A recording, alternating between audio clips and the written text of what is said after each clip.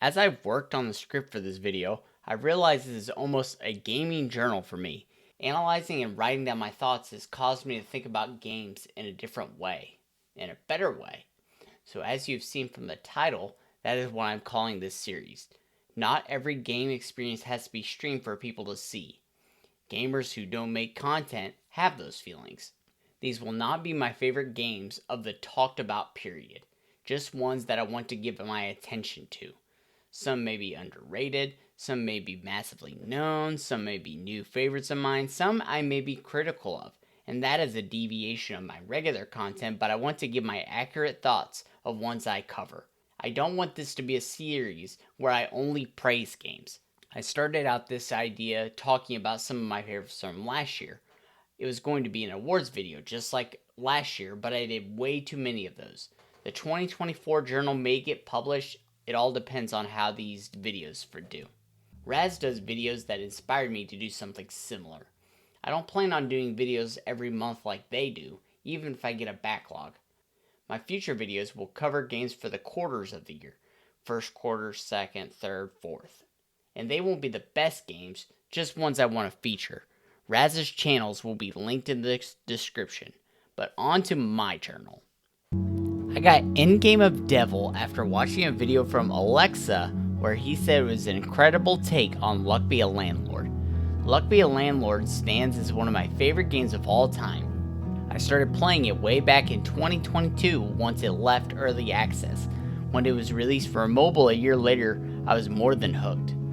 I attribute it as a huge help for why I no longer doom scroll on social media. Why scroll about on my phone reading about news and opinions that have nothing to do with me when I can be building my own slot machine to watch numbers go up? It is about a productive. Luck Be a Landlord was the first slot machine roguelite, and we have seen gambling roguelites become a subgenre since. Balatro, Dungeons and Degenerate Gamblers, Bingle Bingle, Billionaire, there are so many out there, which is great as an alternative to casinos. But Endgame of Devil alters the original instead of looking to other casino games for inspiration. How Endgame changes things is that instead of making money with each spin, your minions deal damage to adventurers who are here to steal your treasure, aka your health. Some of the minions deal melee damage, only hitting those that they are adjacent to. Some have ranged attacks, some have timed abilities that introduce a new attack that hits all of the heroes.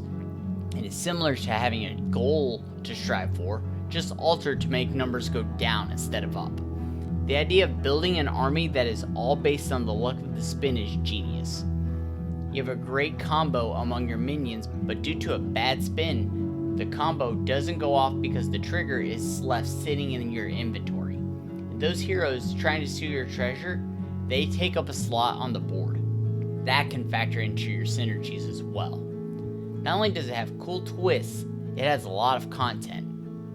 A few months ago, they added a new Devil Lord, which acts as the Dex, and I haven't even started playing as her, and I still have over 30 hours into the game. Each Devil Lord has totally different minions you can recruit, mechanisms to tinker with, terminology and combos to discover. While each Devil Lord has their own mode that scales in difficulty that ends a run with a boss fight, there's an endless mode like you get with other addictive games. For this mode, you select which devil mode you want to use. It's a really fun time, and I'm glad I saw Alexa's video.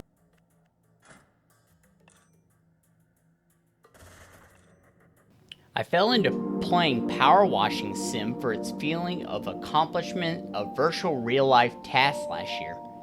This year, I wanted to try out a little bottom of the screen farming in Rusty's Retirement. In terms of gameplay, there isn't much to it.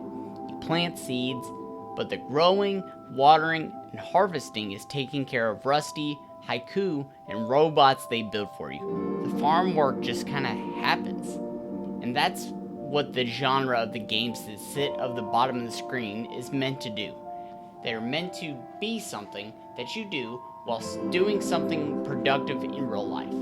It is a little counterintuitive seeing that when you multitask, one or both things that you're doing aren't at the most optimal level, but that's besides the point. Like Power Washing Sim, Rusty's retirement offers a feeling of satisfaction when being virtually productive. You are doing something totally unrelated, something not even at your PC. All the while, a dozen or more game-based workers stock up on pumpkin. I use that example because I have 332 pumpkins as I write this sentence, and my cat is named Pumpkin. While you do something else like surf the web, doom scroll through Twitter, editing a video, or writing a script, you see the hard work of robots and hear the soothing sounds of music you'd expect while watching a sunset in a wheat field. Of all things, their April Fool's joke from this year was adding a Vampire Survivors crossover. The bats from the game then steal your vegetables unless taken out by planted garlic. Very, very unexpected. And there really isn't much to the gameplay. I've kind of covered it. Rusty's Retirement is a game driven off positive vibes. There are very few moments that will overly frustrate you, and that is okay. The game excels at what it strives to do.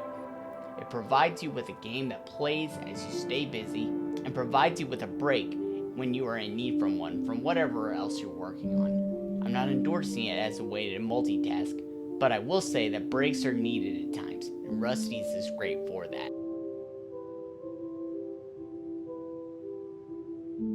In February, I spent the majority of my streams playing Sea of Stars. The first thing I will say about it is that it may have some of my favorite pixel arts ever. When Yeet the Giant throws the party for the first time to travel, it's a moment that sticks out in your mind. Along with the visuals, the gameplay hits for so many reasons. It has the time button presses for more damage and blocking like Paper Mario. It has fights where the enemies aren't static to one side of the screen and move about the area like Chrono Trigger. So it takes some of the best parts of classics while adding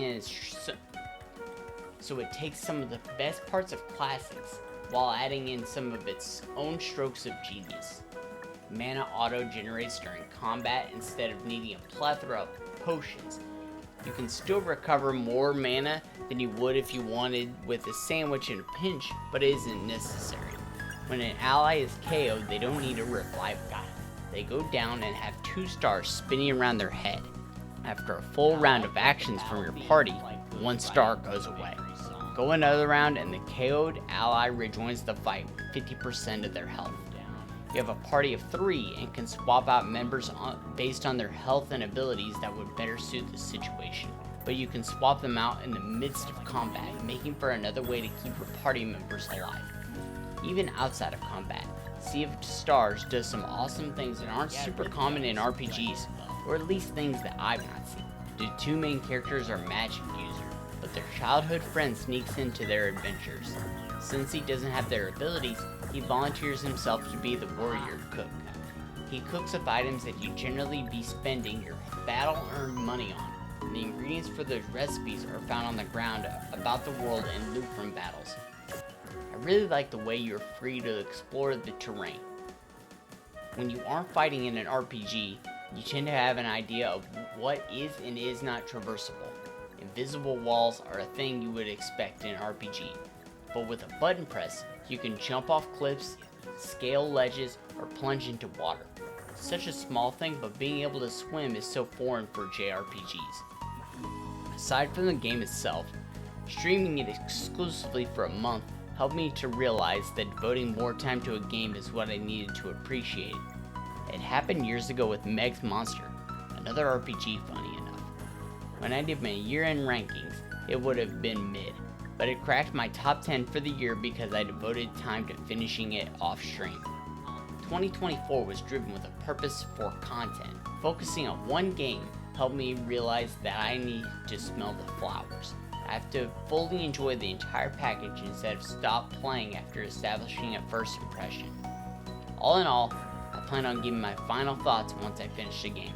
I wrote this section before I had finished the game and I have some thoughts after, but I don't want to focus more on Sea of Stars than others.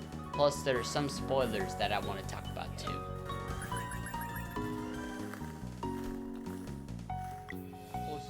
We're a little bit less than halfway to leveling up. And finally, the last game I want to talk about is a little game called Utopia Must Fall. I had bought the game months ago, but with me focusing on one game on stream, it opened the door for me to play lots of things off. I didn't realize it until I started playing Utopia Must Fall, but I have experience with the developer's former projects. Dino Run was a game that I played on browser, and when I saw screenshots of the DX version on Steam, it unlocked memories of me playing it at school with my friends. Utopia Must Fall brought similar but somewhat related keys to unlocking forgotten memories. The game wears its retro work on its sleeve through its visuals looking like 3D of the late 80s and early 90s. For me, I had the dual cartridge of Asteroids and Missile Command for my Game Boy. I had totally forgotten how much I played it until protecting the futuristic cities like Chicago 2.0 and Utopia Must Fall. The game has this mix of satisfying build-ups that you see with roguelike games and quarter extracting difficulty you expect from an arcade game. On screen there will be dozens of enemies that you have to shoot down, but the upgrade that you get in between waves can be as simple as improving fire rate all the way to lasers that fire within their own range automatically. Arcades really weren't the rage when I grew up. I've been able to go to ones as an adult, especially locally, like Boss Battle Arcade, but I have a soft spot for games that seek to emulate that feeling. Utopia Must Fall hit those feelings in a modern manner, while having definite callbacks to the retro. It has been buying other arcade-style games, and as I write this, Pixel Jam's entire catalog is on sale, so like me, you may want to pick them up while cheap.